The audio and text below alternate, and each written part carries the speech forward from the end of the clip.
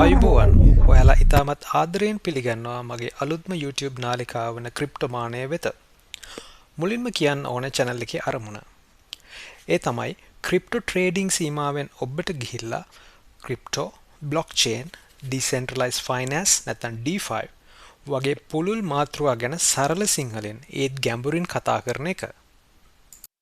ලෝකයේ මූල්‍ය තාක්ෂණය බ්ලොක්චේන් වගේ තාක්ෂණත් එක්ක ඉතා වේගයෙන් ඉදිරියට යනවා. ඉතින් ශ්‍රී ලංකාවේ අපිටත් මේ ගැන ඉතා පැහැදිලි අවබෝධයක් තියෙන්න ඕනේ. අද අපි මේ නාලිකාවේ පළවෙනි වීඩියෝවෙන් කතා කරන්න යන්නේ ලෝකයේ මූල්‍ය තාක්ෂණය සම්පූර්ණයෙන්ම වෙනස් කරපු මාතෘකා දෙකක් ගැන. ඒ තමයි බිට්කොයින් සහ DeFi නැත්නම් Decentralized Finance. ගොඩ දෙනෙක් බිට්කොයින් ගැන අහලා තිබුණත් මීට වඩා දියුණු පියවරක් වන Decentralized Finance නැත්නම් DeFi කියන තාක්ෂණය කියන්නේ මොකක්ද කියලා තියෙන්නේ අඩු දැනුමක්. ඉතින් ඉදිරියට ක්‍රිප්ටෝ ගැන ගොඩක් දේවල් ඔයාලත් එක්ක කතා කරන්න තියෙනවා. ඒ නිසා දැන්මම මගේ channel එක subscribe කරලා දිගටම මාත් එක්ක රැඳී ඉන්න කියලා ආරාධනා කරනවා. මුලින්ම අපි බිට්කොයින් ගැන බලමු. බිට්කොයින් ගැන කතා කරනවා නම් පැය ගණනක් වුණත් කතා කරන්න දේවල් තියෙනවා. නමුත් අපි මූලික දේවල් ටික අපි කෙටියෙන් කතා කරමු. බිට්කොයින් කියන්නේ ඩිජිටල් මනි එකක්. බැංක් එකක්, ගවර්න්මන්ට් එකක්, සෙන්ට්‍රල් ඔතොරිටි එකක් බිට්කොයින් කන්ට්‍රෝල් කරන්නේ නැහැ. ට්‍රස්ට් එක තියෙන්නේ මිනිස්සු අතර නෙමෙයි. කෝඩ් එක ඇතුලේ. බිට්කොයින් නෙට්වර්ක් එක වර්ල්ඩ් වයිඩ් කම්පියුටර්ස් ගොඩක් අතර ෂෙයා වෙලා තියෙන්නේ. ඒක බිට්කොයින් බ්ලොක්චේන් නෙට්වර්ක් එක කියලා හඳුන්වන්නත් පුළුවන්. ඒ නිසා එක පුද්ගලයෙකුට හෝ එක ආයතනයකට බිට්කොයින් කන්ට්‍රෝල් කරන්න බෑ.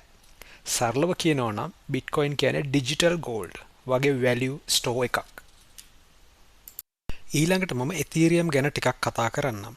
එතීරියම් කියන්නේ දෙවෙනි විශාලතම ක්‍රිප්ටෝකරන්සි එක. බිට්කොයින් වල ඇමරිකානු ඩොලර් ට්‍රිලියන 2ක් විතර වෙන මාකට් ෂෙයා එක එක්ක බලද්දී එතීරියම් වලට තියෙනවා ඇමරිකානු ඩොලර් බිලියන 500ක විතර මාකට් ෂෙයා එකක්.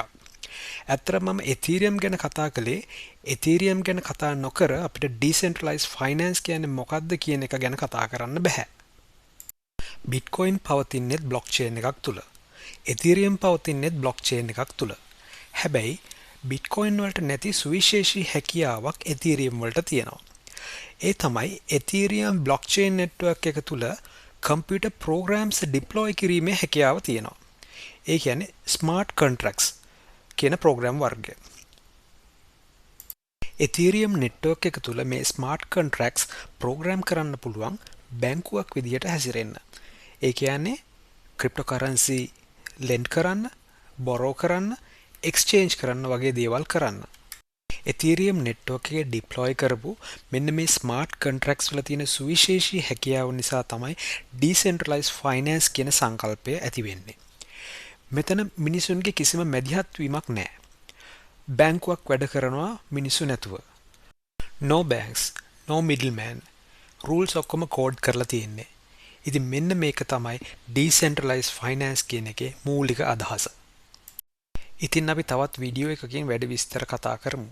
subscribe කරන්න, like කරන්න ක්‍රිප්ටෝමානය. පෙනෙන මානයෙන් නොපෙනෙන මානයට.